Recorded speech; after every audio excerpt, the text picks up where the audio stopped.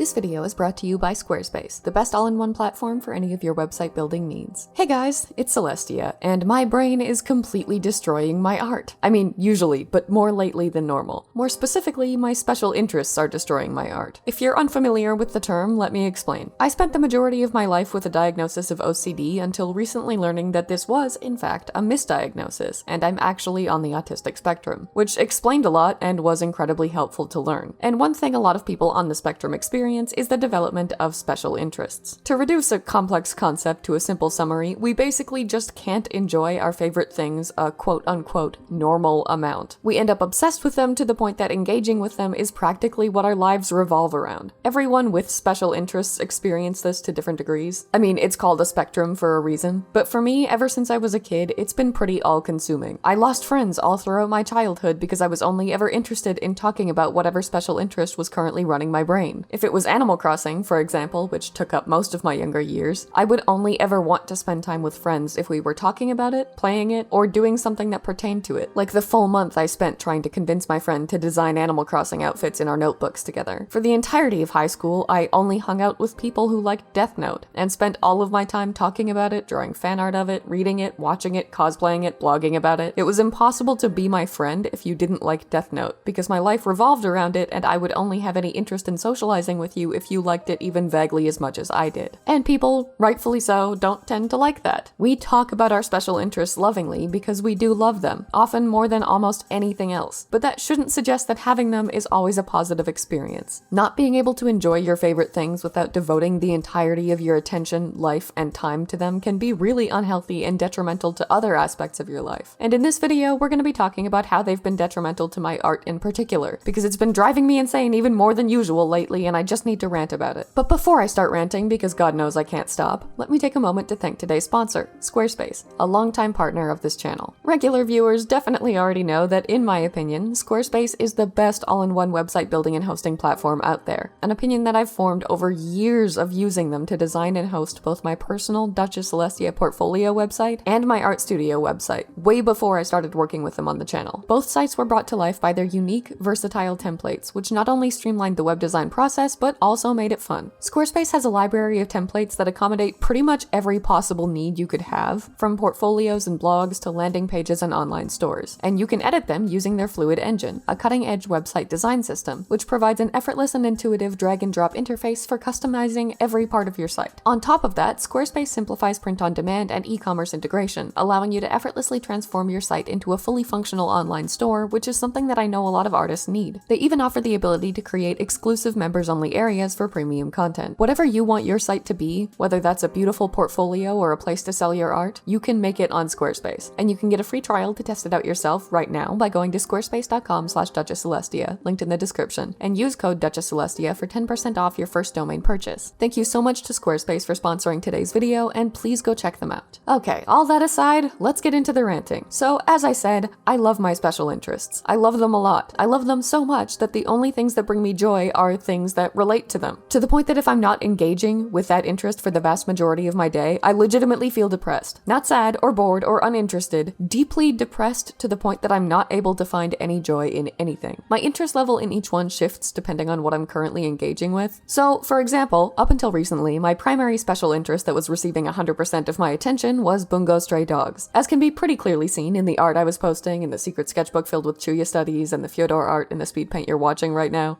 But then I made the mistake of spending some of my downtime playing We Happy Few, an incredible video game and also one of my other special interests. And from that moment on, it was all I could think about. It's effectively cyclical. I have periods where I'm focused 100% on one special interest, usually lasting anywhere from months to years. And then I engage with another one and it triggers a shift in that attention, at which point I spend the following months or years 100% focused on that one, and then the next. There are two more general special interests that are omnipresent, those being art and fitness, hence why I chose this career and work out 3 hours a day. But when it comes to those media-based special interests, I would say that the big five I end up cycling through most regularly and would consider myself to know almost everything humanly possible about are Animal Crossing, Death Note, Durarara, We Happy Few, and Bungo Stray Dogs. Although since that last one is the newest, I still have an unacceptable amount left to learn about it. Now, to give you a picture of how I engage with my special interests, let me tell you about the last 8 months. In March, my wife introduced me to Bungo Stray Dogs, a manga and anime series. From that moment on, I read every volume, every light novel, and Okay,